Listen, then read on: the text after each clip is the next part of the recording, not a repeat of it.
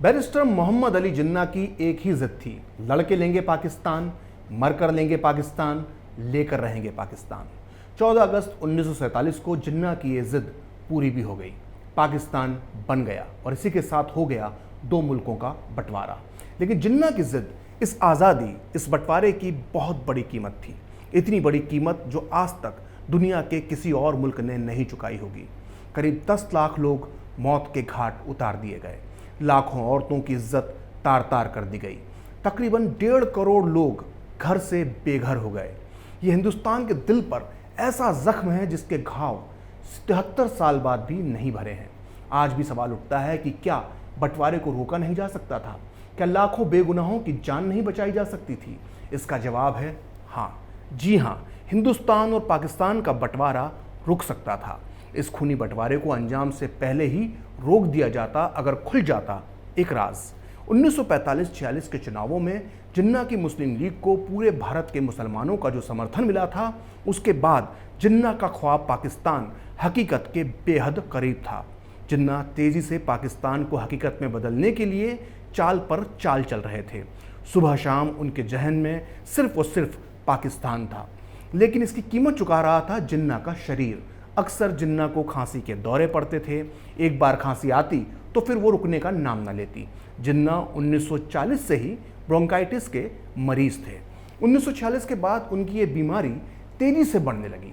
जिन्ना को एक अच्छे डॉक्टर की तलाश थी। वो अगर चाहते तो दिल्ली के किसी जाने माने डॉक्टर से सलाह ले सकते थे, जिनमें कुछ बेहतरीन और अंग्रेज डॉक्टर भी शामिल थे। लेकिन जिन्ना कोई रिस्क नहीं लेना चाहते थे। वो जानते थे कि अगर उन्हें कोई गंभीर बीमारी हुई तो इसका पता तुरंत अंग्रेज सरकार को लग जाएगा। जिन्ना की तलाश जाकर पूरी हुई मुंबई के जाने माने पारसी डॉक्टर जाल रतनजी पटेल पर जाकर। डॉक्टर पटेल ने जिन्ना को एक्सरे करवाने की सलाह दी। तब पता चला कि जिन्ना को जानलेवा टीबी ने जकड़ लिया था। टीबी का वायरस जिन्ना के फेफड़ों को गला चुका था। मौत पूरी रफ्तार से जिन्ना की ओर बढ़ रही थी। उस दौर में टीबी का कोई इलाज नहीं था और जिन्ना को तो लास्ट स्टेज की टीबी हुई थी। डॉक्टर ने जिन्ना को कह दिया कि उनकी ज़िंदगी के बस कुछ ही महीने बचे हैं। जब सबसे बड़ा सवाल ये था कि जिन्ना नहीं तो पाकिस्तान नहीं। लेकिन जिन्ना के शातिर दिमाग में कुछ और ही चल रहा था। जिन्ना को पता था कि अगर उनकी मौत हो गई तो इस दुनिया के नक्शे पर पाकिस्तान की लकीरें कभी नहीं खिंच पाएंगी। जिन्ना ने अपने पारसी डॉक्टर पटेल से ये वादा लिया कि वो उनकी बीमारी का राज किसी को भी नहीं बताएंगे। डॉक्टर ने जिन्ना के टीबी वाले एक्सरे को एक लिफाफे में बंद करके अपने लॉकर में महफूज रख लिया और इतिहास की तकदीर बदल देने वाला ये राज एक लिफाफे में कैद हो गया। उधर जिन्ना के सामने ब्रिटिश हुकूमत और कांग्रेस झुक गई और बंटवारे की बात मान ली गई। पाकिस्तान बनने के बाद जिन्ना मुंबई छोड़कर पाकिस्तान चले गए। मोहम्मद अली जिन्ना मौत के दरवाजे पे खड़े हैं और वो चंद दिनों के मेहमान हैं। इतना बड़ा राज ना तो माउंटबेटन जान पाए, ना ही नेहरू, ना ही सरदार पटेल। जिन्ना ने किस तरह से अपनी बीमारी छुपाई, माउंटबेटन के सामने पहली बार ये राज खोला था फ्रीडम एट मिडनाइट के लेखक डोमिनिक लेपेयर ने, वो भी हिंदुस्तान की आज़ादी के 25 बरस बाद। सुनिए डोमिनिक लेपेयर के लफ्ज़ों में उन्होंने माउंटबेटन को जिन्ना का जब एक्सरे दिखाया था तो माउंटबेटन की क्या प्रतिक्रिया थी। डोमिनिक लेपेयर लिखते हैं कि मैं और लेरी कॉलिंस लॉर्ड माउंटबेटन से मिलने लंदन में उनके घर गए। हमारे पास जिन्ना का एक्सरे था। वो एक्सरे हमने जिन्ना के डॉक्टर से हासिल किया था। जब हमने जिन्ना का एक्सरे हिंदुस्तान के आखिरी वायसराय लॉर्ड माउंटबेटन को दिखाया तो वो कुर्सी से उछल पड़े। उन्होंने कहा कि अगर उस समय मुझे मालूम पड़ जाता कि जिन्ना जल्द ही मरने वाले हैं तो मैं हिंदुस्तान की आज़ादी को साल 2 साल के लिए टाल देता। ब्रिटिश सरकार के कई दस्तावेज कहते हैं कि हिंदुस्तान की आज़ादी के ठीक पहले ब्रिटेन की खुफिया एजेंसी कांग्रेस और मुस्लिम लीग के नेताओं पर नज़र रखती थी। लेकिन इसके बाद भी वो जिन्ना की बीमारी का राज नहीं जान पाई। सोचिए, अगर राज खुल जाता तो आज ना सिर्फ हिंदुस्तान बल्कि इस दुनिया का इतिहास ही कुछ और होता। पाकिस्तान तो बन गया, लेकिन जिन्ना को अपनी जिद का अंजाम अभी देखना बाकी था। जिन्ना का वास्ता अब हकीकत से होने वाला था।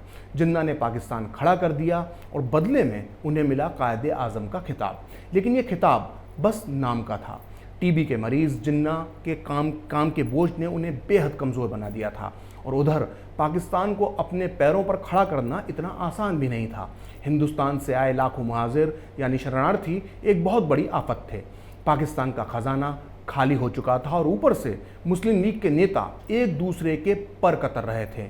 इनमें सबसे आगे थे पाकिस्तान के पहले प्रधानमंत्री लियाकत अली खान, वो लियाकत अली जिन्हें खुद जिन्ना ने मुल्क का पहला प्रधानमंत्री बनाया था। उधर तमाम सहूलियतों के बाद भी जिन्ना की सेहत गिरती जा रही थी। अब उनके सामने एक ही चारा था, आबो हवा बदलना।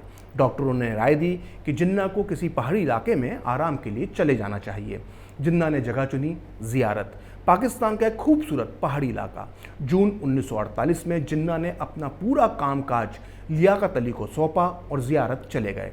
कहते हैं इसी दिन से जिन्ना को उनके ही पाकिस्तान ने, उनके ही लोगों ने किनारे लगाने की शुरुआत कर दी। हिल स्टेशन ज़ियारत में वो बाकी देश से कट चुके थे। 14 अगस्त 1948 को जब पाकिस्तान की आज़ादी की पहली सालगिरह आई तो जो पोस्टर छपे उसमें जिन्ना की जगह लियाकत अली का नाम था। जिन्ना जब ज़ियारत में अपने आखिरी दिन गिन रहे थे तब एक बार पाकिस्तान के प्रधानमंत्री लियाकत अली खान उनसे मिलने आए।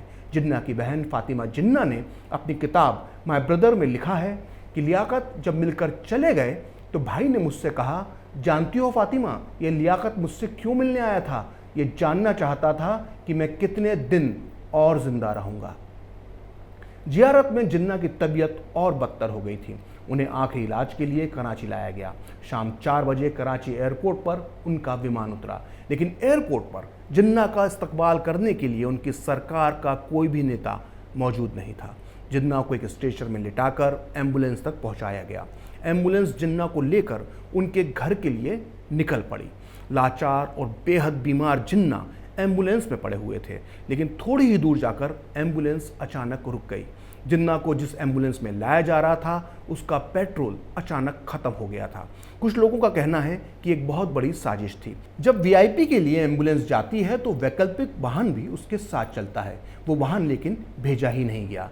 जिन्ना के लिए एक दूसरी एम्बुलेंस बुलाई जा रही थी। वक्त तेजी से गुजर रहा था और पाकिस्तान को बनाने वाला कायदे आज़म उसी पाकिस्तान की एक सड़क पर बीमार, बेबस और लाचार पड़ा था। जिन्ना के इस दर्द को उनकी बहन फातिमा ने अपनी किताब माय ब्रदर में कुछ इस तरह से बयां किया है। फातिमा लिखती हैं कि उस दिन बेहद गर्मी थी और मैं अपने बीमार भाई के पास बेबस हालात में सड़क के किनारे खड़ी थी। वहाँ सड़क के दोनों किनारे हिंदुस्तान से आए मुहाजिरों की झोपड़ियाँ थीं, लेकिन उनमें से कोई नहीं जानता था कि उन्हें उनका मुल्क पाकिस्तान देने वाला शख्स बीच सड़क पर लाचार पड़ा है, सिर्फ इसलिए क्योंकि उसकी एम्बुलेंस का पेट्रोल खत्म हो गया है। हम जिस सड़क पर थे वहाँ से तेज़ रफ्तार में कार, बस और ट्रक गुजर रहे थे और हम एम्बुलेंस के इंतज़ार में खड़े हुए थे। वो 2 घंटे क़यामत से थे। एक बेहद कीमती ज़िंदगी कतरा कतरा करके सांस दर सांस हमसे दूर, बहुत दूर जा रही थी।